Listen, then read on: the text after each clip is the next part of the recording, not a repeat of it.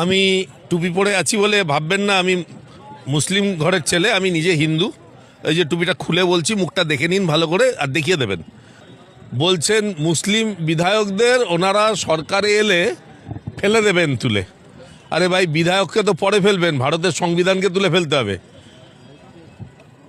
কালাম সাহেব ভারতের রাষ্ট্রপতি ছিলেন, তাকে আব্দুল কালাম সাহেবকে ফেলে দিতে হবে। ভারতের চিফ জাস্টিস অফ ইন্ডিয়া ছিলেন আলতামাস কবির সাহেব, তাকে ফেলে দিতে হবে। সিআরপিএফের ডিজি জুলফিকার হাসান সাহেব, তাকে ফেলে দিতে হবে। হাইকোর্টের জাজ শামসুদ্দিন আহমেদ সাহেব, তাকে ফেলে দিতে হবে।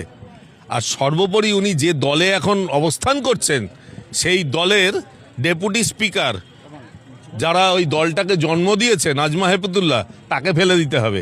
সেই জন্যে উনি নিজেও জানেন না উনি কি বলছেন। ভগবানের কাছে, আল্লাহর কাছে, সবার কাছে প্রার্থনা করি ওনার সুমতি হোক। যারা ভাবছে বাংলায় হিন্দু মুসলিমে বিভাজন করবে, তারা মূর্খের স্বর্গে বাস করছে। আর যারা এই কথা বলছেন, আমি জানি না তিনি কোন হিন্দুর, আমাদের হিন্দুদের অনেক ভাগ আছে, তিনি ব্রাহ্মণ না কায়স্থ না শূদ্র না তেলি, আমি জানি না। তিনি নিজেও জানেন না যে কোনো গীতায় এই শ্লোক আছে কি না। আর সবথেকে বড় কথা, বলছেন মুসলিম বিধায়কদের ওনারা সরকারে এলে ফেলে দেবেন তুলে। আরে ভাই, বিধায়ককে তো পরে ফেলবেন, ভারতের সংবিধানকে তুলে ফেলতে হবে।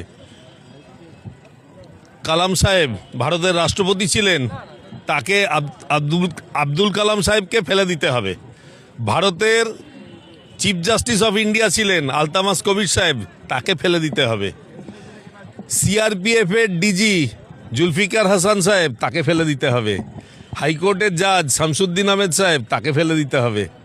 আর সর্বোপরি উনি যে দলে এখন অবস্থান করছেন, সেই দলের ডেপুটি স্পিকার, যারা ওই দলটাকে জন্ম দিয়েছে, নাজমা হেপতুল্লাহ, তাকে ফেলে দিতে হবে।